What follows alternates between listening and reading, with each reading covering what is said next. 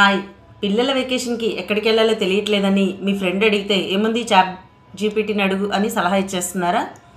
అయితే చాట్ జీపీటీని ఏం అడగకూడదో కూడా తెలుసుకోండి. ఫస్ట్, మీ హెల్త్ ఇష్యూస్. అది ఏది కూడా ఒక ఎక్స్పర్ట్ డాక్టర్ లాగా అనలైజ్ చేసి చెప్పలేదు, తప్పటడుగు వేయొచ్చు. 2, మీ మెంటల్ ఇష్యూస్.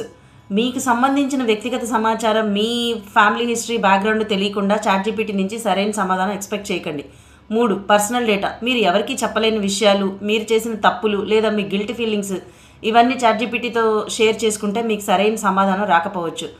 4, financial issues. మీ ఫుల్ నేము, మీ పాస్వర్డ్స్, మీ మెయిల్ ఐడీలు, మీ డీటెయిల్స్ ఏవి కూడా చాట్ జీపీటీతో షేర్ చేసుకోకండి, అవి ఎక్కడైనా మిస్యూజ్ అవుతాయి.